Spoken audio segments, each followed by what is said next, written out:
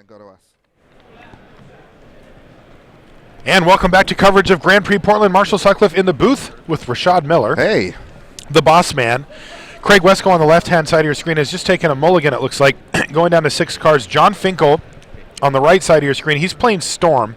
Now, Craig Wesco, he's known for playing small white creatures, and he's doing that here this weekend as well. It looks like he's taking the tokens route here, though. Well, I think the most effective route with the small white creatures deck in Modern is going to be with tokens, because there's just so many token generations with Spectral Possession, Raise the Alarm, and with the addition of Honor the Pure to pop your creatures, Yeah, Intangible Virtue plus Honor of the Pure means... And Lingering Souls. Splash Black, Lingering Souls, let's do it. Yeah, and one of the things that you'll see, not in this particular matchup, but in general, is that this deck can fight the attrition decks in that it can just make more creatures than like Jund can kill individually, and it can get it ahead. Now, in this deck, though, it's all about a race.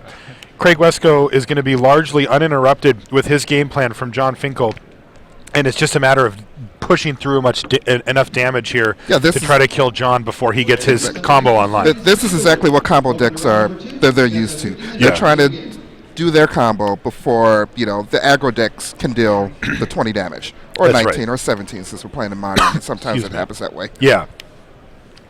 Not sure what Wesco has underneath that Windburst heist, but there's stage 1 Honor of the Pure. Now you'd prefer to play a token generator and then Honor of the Pure so that you can get in for a bunch of damage. Yeah, but it doesn't have one. So so right now Craig Wesco doesn't actually have a clock on John Finkel, so he's got to be feeling really good. He knows that he has at least 3 more turns before he's going to deal damage. But Craig Wesco's deck actually have other ways to interact with the combo, because I think he's got Tide Hollow Sculler. Yeah, there's Tide Hollow Sculler. There's Thoughtseize. So we're not just racing. We're racing and disrupting. Yeah, and that is a real key for a deck like what Craig Wesco is playing, as those disruption plans can hit that one key thing that can knock you off of your plan and give it enough time to finish him off. Yeah.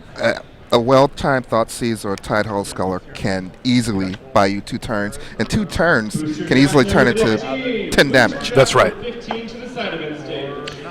All right, so John is peering through depths here. He's also Serum Visioned. Now, remember when Black-White Tokens was actually a deck in the standard environment, it actually preyed on a lot of the combo decks. I don't believe Powermaster's Ascension was one of those combo decks, and I don't think Storm was either, but being able to play threats that are plentiful and also disrupt your opponent gives you the ability to smoothly plot out a victorious, win against, a combo deck, which is kind of hard to do if you're just a regular aggro deck and you're just attacking and hoping that you beat them. That's right. Now, we see that Craig Wesco has added an Intangible Virtue to his board. So he's ready to go. Tokens. Bring on that Spectral Procession. As soon as we get some tokens to play, oh my God. Yeah. You just watch out, John Finkel. And it will be a relatively quick clock, but unfortunately for Craig, John has had a lot of time to start sculpting his hand, and he still has more time to go. He's just under no pressure to try to go off for his combo right now. This is nowhere near the optimal draw. This is not what Craig Wesco wanted to start off with, but he did mulligan to 6. And sometimes you just have to take the not so good hand. Yep. Because these 6 cards are probably going to be better than the 5 cards that you draw. It's hard to win with 5 cards. That's right. Now, we see that John Finkel gets a counter on his Pyromancer Ascension. That's thanks to the Serum Visions that he already has in his graveyard. John, as he puts 2 on the bottom after drawing a Gitaxian Probe. This is exactly where you want to be when you're playing a control deck. You want all the time in the world. You don't want to be rushed to have to, assemble your combo and start, building your storm count. But it looks like John is starting to keep track of some stuff here. So he's counting stuff. Maybe John's has a no mess around attitude. He could. Look, if he has the pieces in place and he feels like he can go, he'll probably go. He also realizes that he's just under no real pressure to do so. So he's only going to do it if he's comfortable. Right. A lot of times when you're playing a control deck, combo deck, you really just want to wait until the absolute last moment and then assemble as many cards as you can and then go off at that last moment. Yeah. Now, as it turns out here, though, he now has Pyromancer's Ascension active thanks to that Manamorphose. Yeah, we have the Dyson plate. The storm counts at 3 is going to be at 4. Yeah. We have 2 mana in our mana pool, and we have a Goblin Electromancer in play, which is going to help generate a lot of mana. Every Manamorphose is going to be plus mana, plus cards. That's not even, considering the Pyromancer Ascension copy effect. That's right. So, John Finkel's going to take a look at Craig's hand with a Gitaxian Probe. He's going to see triple lands and a Zealous Persecution. He quickly looks at Zealous Persecution and just throws it back. He's like, yep, that doesn't matter. Yep. Can that kill my Goblin Electromancer? Not quite. No. Now, one thing, though, to note about that card is that it's very good against Empty the Warrens. John can take a turn and completely go off with Empty the Warrens and just get them all swept away in one instant speed 2-mana spell by Craig Wesco. Now, in this case... Hopefully he's considering that. Who? John Finkel. Yeah, I mean, now that he knows that it's in his hand, right? But it's actually, I think, for future reference, because I don't believe that he runs any empties in the main. No, he's got him in the sideboard. They are in the sideboard. It's something that he's going to consider for later, but doesn't matter for this game. All right, sleight of hand for John. It's going to be copied, which means he's going to get one of this these two twice. cards Yep. and one of the next two cards. Looks like he sees a Grape Shot. Yeah. The Storm counts at 7. There's a Grape Shot, so Grape Shot now would be 9 damage. Mm-hmm. So he wants to either... He's really considering just taking the Gitaxian Probe here, though, but no, he doesn't. I think when you see a Grape Shot, you just want to take it because I know there's multiple in the deck, and you don't really need a Storm count of 20 to win with Grape Shots. All you need is 2 Grape Shots and a Storm count of like 9 and 10. That's right. There's a second Pyromancer's Ascension. Yeah, he's got one in his hand already, and I think he's looking at one from the second sleight of hand from the copy on Pyromancer Ascension. I want to say he's going to put that on the bottom because he's not in a real position where he wants to try to build up another Pyromancer's Ascension, or at least not a third Pyromancer's Ascension. We already have a second one in John Finkel's hand. All right, here's another Manamorphose. And he's going to Increasing Vengeance to fork it. That's going to be a lot of... How much... let's get our calculators out. How much mana, how many cards are we drawing here? I don't know, but it's a lot. It's 1, 2, I think 3. 4? 1, 2, 3, 4 copies of this spell is happening. Yeah, because the Increasing Vengeance gets forked as well. Right. But Wait, from the Pyromancer 5. Ascension. There's 1, 2, 3... No, 4. Okay.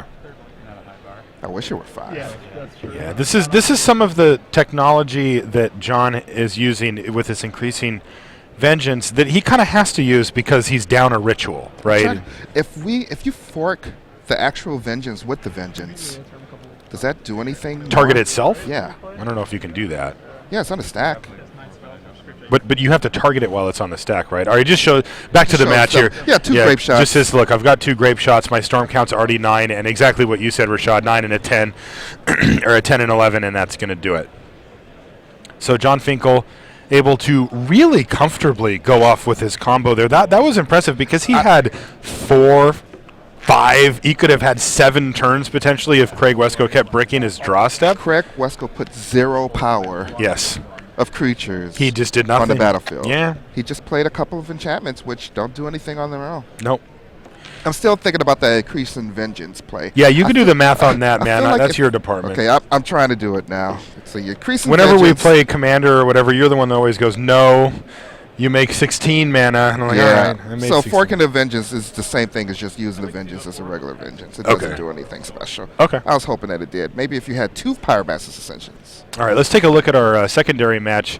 Paul Reed still sitting at 10-2. He took 2 tough losses after going undefeated yesterday against David Gleischer, who looks like he's in the middle of sideboarding. Yes, they are going into game 2. Looks like Paul Reed took a quick game 1 because he's playing robots. He is. Unless he's Thoughtcast in this deck, and then we can call it Affinity. He had an island. Did he have an island? Yes. I don't know that means he has Thoughtcast, but he does. He does. It's actually the first card on his deck list, so I guess we are obligated to call it Affinity. Affinity. From now on. So he's playing Affinity. Playing Affinity. It's playing Junk. I remember that from yesterday. Okay. Not Jund with white. Not, a Jundy. Uh-huh. He just said, what are these red cards He doing? committed to Junk. Yep. Take these red cards out of my deck. All right. Let's just rock Junk with 4 Knight of the Reliquary. I mean, we're going old school. Wow.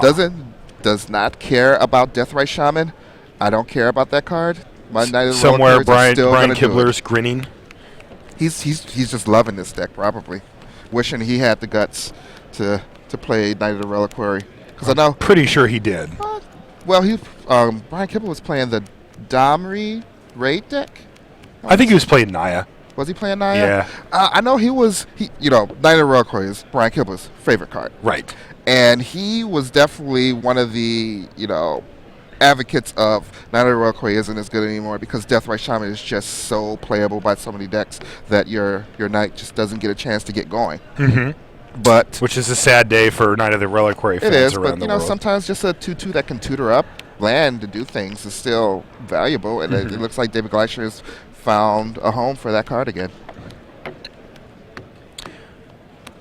I think for our main feature match against John Finkel versus Craig Wesco, Craig should have a lot of sideboard hate, right? He's in white. He can deal with both graveyards and enchantments. Yeah, and he has more hand disruption in his sideboard. Hand disruption. Yeah, I mean, he doesn't need much of a clock if he's stripping away all the key stuff from John's hand and also blanking a lot of things. I mean, he can make it so Empty the Warrens isn't an option. He should have answers to Pyromancer Ascension itself in the form of... Yeah, he actually has 2 Sundering Growth. Which there you go, Sundering Growth. That's pretty sweet when you're playing tokens. Yeah, you get an extra dude. Yeah, I get an extra 1/1 flyer, which could end up being a 3/3. Sure. He has 2 Duresses that he can bring, and he has 3 Relic of Genesis. Those will come in for sure. If he wants to, attack the graveyard. The only other card does Burden Forge Tender work the way that I want Burden Forge Tender to work? Okay. I was considering that. You it only can target stops one copy of Storm? Yeah, it only stops 1 of the Grape Shots. Okay. Because Storm couldn't be just a little nice in one way. It's got to just get you all over the place. Now, John Finkel does have 2 Leyline of Sanctity in his sideboard, which is a great card, especially against a deck that's going to try to strip your hand and break up your combo because they just can't do it anymore. Yep. But it looks like David Gleischer and Paul Ritza won the race of the opening hand. The mulligan race. The mulligan race, so we're going to see if although they're still deciding. That looks like a keep. Yeah, that looks David. like a keeper. There's a Birds of Paradise, a Knight of Reliquary, and a couple of land. That's back in my day of Magic, land and a mana dude. You were done. Just don't even look at the other 5 cards. Yeah. Just snap keep. You'll figure out what to do after you do, but you can just speed this along and let your opponent know that you're keeping. We're going to get to turn 3 before you do. That's all we care about. Yeah. And Paul Ritzel has kept as well. Yeah, so here we go. I see, I believe, a Whip Flare in Paul's hand. That's not going to be terribly good in this matchup, but it will kill the Bird of Paradise. And possibly, it won't be able to kill a Knight of Reliquary anymore. Look, I saw a Bird of Paradise and I saw a Dark Confidant in his hand. That's pretty good. Get those 2 out of there is nice. You can't really laugh at 2-for-1s. No. Unless they're an unhinged. Some of those are funny. There's a false. That's true. Wow, you really put thought into that. That just came to me. Actually, I was waiting to use that one for a long time. That was really good. All right, so I see that David also has an Abrupt Decay here. A lot of targets for that. Usually you want to save it for the cranial plating. Yeah, the cranial plating. Because Affinity has a lot of creatures that it puts on the board, but really there's only one threat that you have to worry about. And that's what you have to think about when you're playing against Affinity. Not that you're being overwhelmed by a bunch of 1/1s and 0/2s, is that there's this potential out of nowhere for one of them to become a 10/1. Right. So you just have to eliminate that potential in however you can do it. That's right. If it's by destroying the creature that he's trying to equip it to, if it's just by chopping the creature, or by being able to attack the cranial plating directly. That's right. How you want to address the Affinity decks. Hey, turn 2 Knight of the Reliquary. That's plan, and it's a 4/4. Yeah. Yeah.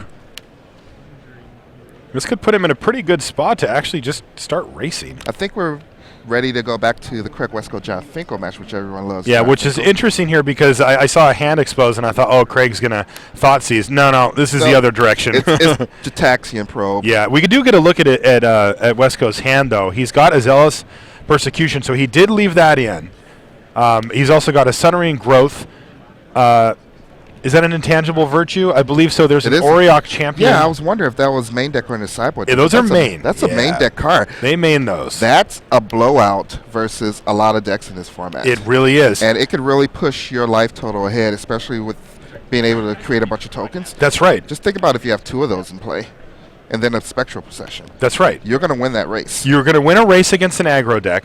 Also, I saw earlier out in the tables that card was able to get one of the players up to 30-something life against Scapeshift combo. Oh, wow. And make it so that he just didn't really have enough resources to do 34 damage over the course of the game. Right, and it's hard for Scapeshift to get rid of that card. That's right. Another thing it does, which is kind of cool, is it interacts favorably. That's the nicest way I can put that. With Splinter Twin combo. If they're going to do a 2-power guy, they can still kill you. But if they make Deceiver Exarchs, sure, make 1,000,000 of them. I'll gain 1,000,000 life. Man. Yeah. Every one they make, you gain the life, so it doesn't do anything. Hey, Craig Wesco, if there's an answer in the white realm of creatures for a format, Craig Wesco is going to find it. He will know. Yeah. Now, of course, the downside to the Auriok Champions, though, is that there's some decks that just don't care about There's it. no downside. Oh, it's just pure upside in your mind? Pure upside. 1/1 for 2. 1/1 for 2. So many abilities. I'm in love. All right. I don't want to offend you, so I won't talk badly about it. So a lot of time has elapsed in this game, but there's not a lot of things. Not a lot's happened, yeah. Not a lot's happened. But John has played a Gitaxian Probe and a Sleight of Hand, and Craig's snapped a couple of fetches. All right, so now we're at double white. This is when Craig Wesco's deck starts to roll. It does. So probably Auriok Champion? I don't remember what else was in this He game. had an intangible virtue. He does have a Sculler as well. Then it's going to be Sculler. Yeah. You obviously lead off with Sculler. All right, so And the usual. Oh wow! Triple lightning bolt. Normally, what you do with the Scullers is you take the card that can kill Sculler. Right. But when there's 3 of those cards, you might still want to take one of those cards to kill Sculler because you have to make him use it. I mean, he's basically. It just becomes a question of when does John want to use his lightning bolt? It's basically just a speed bump for him at that point. Right. One of those 3 lightning bolts is going to get whatever card it is back. That's right. So this Sculler actually did nothing. It does nothing. This is It's a tempo hit, basically. It's a 1-for-1. Yeah. He's going to take the Metamorphose, which is not a spell that John Finkel was going to cast that turn anyway, so he's still So John might just leave it, but it also, gives Craig the best chance of having his Sculler live and maybe get in for 3 damage or something before it does die. That is true. And John's probably willing to take 2 or 3 damage from this Sculler before he decides to end the turn lightning bolt it and then, start to do what he wants to do. That's right. And even then, I mean, it was just this is not a position where Sculler is amazing, and Craig knows that, so he's just well, I'll take the thing that gives me the best chance, even if that chance is 6%, right? Yeah. It's Now, what Craig really wanted to see when he looked at John Finkel's hand was not a hand with 3 removal spells, which is unlikely given the way that John Finkel's deck is going. Because there's a lot of redundancy in the mana generating effects, which is what you expect to see, and then one key card like a Pyromancer's Ascension. All right, Finkel just bolted the Sculler right now, and there is the Auriok Champion. So Auriok Champion is not going to gain. It's probably going to gain a couple of life, only coming from Craig Wesco's creatures. I can't imagine that John Finkel brought in Empty Warrens because it seems very unlikely. Yeah, and he'll be bummed if he did because he's already seen Zealous Persecution out of Craig's hand. There's a chance that Craig Wesco is probably taking out Zealous Persecutions though, just to fit in. Some of the sideboard cards. Yeah, but he has one now. Does he have one in his hand now? Oh, he does. Yeah, he saw it when he probed him. John saw it when he probed him. Rusty, can we see Auriok Champion? It's a card that doesn't see a lot of play, but has a lot of rules text. It does have a lot of. It has quite the number. Well, it has 1 trigger, I guess. 1 trigger, and it has the ability. Yeah, pro-red and pro-black. I forgot it was pro-black also. It's a speed bump against John as well. Well, John just can't get rid of it. No. All it could do is attack through it. Yeah. It's interesting because it's not a high-impact card, but it does affect so many matchups in a very favorable way. That's why they run it. It's such a nuisance. Yes. All right, so Desperate Ravings for John Finkel. So there's going to be +1 card for John, and this is actually a great card for the Storm decks because when you discard a card, it's going to be a card. It's just going to be one of many cards to do the exact same thing. So it's literally just +1 card, and then when you flash it back, it's just +2 cards. That's right. It's +1 card again, and it equals plus. Yeah, it was interesting because we saw him play it yesterday, and he discarded another Desperate Ravings, And he discarded Past in Flames. And it's like, hey, Oh, look free at that. cards, you know? If it's not a redundant card, it's something with flashback. That's right. And remember, it also works well with Pyromancer Ascension because it gets stuff into your graveyard that you might have a copy of in your hand. Fills your graveyard. Yeah. All right, so John unfortunately discarded a ritual there, it looks like. Yeah, he Heretic did. Ritual, which is, that's the kind of stuff I'd think he'd want in his hand. Yeah, but he's really obviously still not his trying to choice. set up. He has a Pyromancer's Ascension in his hand, but he really can't rely on that to be the way that he wins right now because of the Sundering Growth that he saw turn 1. So he might want to try to wait as long as possible to try to either get a second copy of the Pyromancer's Ascension or just use a Goblin Electromancer and just storm his way up to 8-9. Yeah. In that fashion. All right, here's a Thoughtseize, though, for Craig Wescoe. So this is a powerful tool, although he's going to have to make the correct decision here. Let's see if it's an obvious one. Well, there's a Grape Shot, so that's a win condition. You noted the Pyromancer Ascension a minute ago, Rashad. There's a couple more Lightning Bolts I think Craig just and a needs to couple take of Desperate Rituals. I think Craig should just take the Grape Shot because his life total is now going to be 16, and there's 2 Lightning Bolts. So 2 Lightning Bolts will put him down to 10. And with a Grape Shot, it's not hard to get 10 spells. He can kind of sputter out and still kill him. Yeah, he could just 10 spells, Grape Shot you, and you're dead. And not have to go full combo mode, but just get through some portion of the deck and then kill him. Yeah, and he already has an answer for the Pyromancer's Ascension. The only other real consideration is the Sleight of Hand, just to blank his hand and make him totally reliant on his draw step, plus the Desperate Ravens. That's exactly what he did. That's what he's going to go for. He's just going to hope that he can't deal that extra 10 damage. And each turn that goes by, that Craig Wescoe's life total is going to go up just a little bit because now is the time where he's probably going to be able to squeak out a creature here and there while still leaving mana open to get rid of the Pyromancer's Ascension. Unfortunately for Craig, he missed a land drop here. He did miss and so his whole entire turn was attack with Champion and Thoughtseize you. Now, I do see, though, that he has Intangible Virtue in hand, but he also has a pretty important card here. He's got a Spectral Procession as well. If he can hit a land and cast that he hit a land. That counts as a land. Unfortunately, it does not open him up. But this is a nice sequence for him because he's going to attack. He's going to get Windbrisk Heights down. He's going to play Intangible Virtue. And then the next turn, he's going to be able to put 6 power on the board and gain 3 life and help get him out of range a little bit here. Now, but John Finkel did play the Pyromancer's Ascension. Oh, he did? Oh, okay. So there's an opportunity where he can untap and craziness can just happen. He just has to Sundering Growth this right now. Yeah. Yep, you're right. Got to get rid of it. He doesn't get to get the Populate, but no worries. It's just a Naturalize there, and that's what he really needed. Yeah, you do not let that Storm deck untap with that card. Yeah, especially he had 2 Lightning Bolts in his hand, so that was just turning it on. Right. So Ritual, turn on your... well, that gets a counter on it right away. Ritual, that, and then it's on. Yep, you're right. Alan Weir, Christopher Burris. I mean, also, John had 6 cards in hand at that time. He's got 7 now.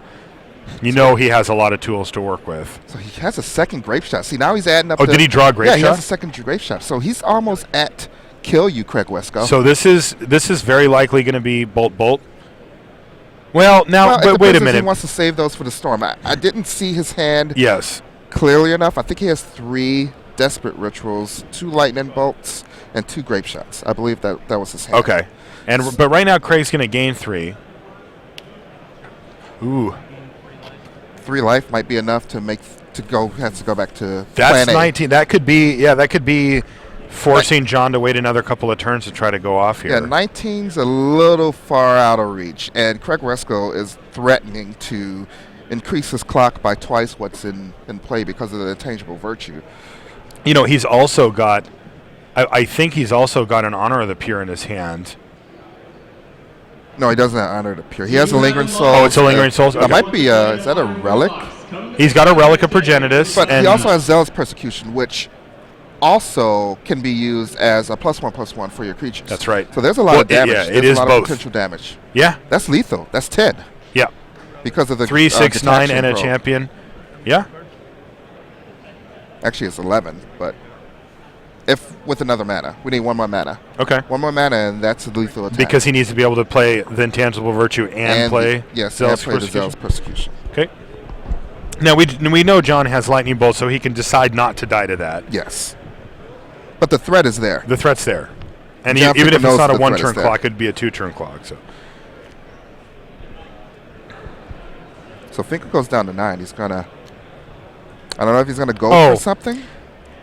It's under the Windburst kites. What's under the Whimpers? The thing that I thought I saw. The Honor of the Pure. Okay. Yeah, that's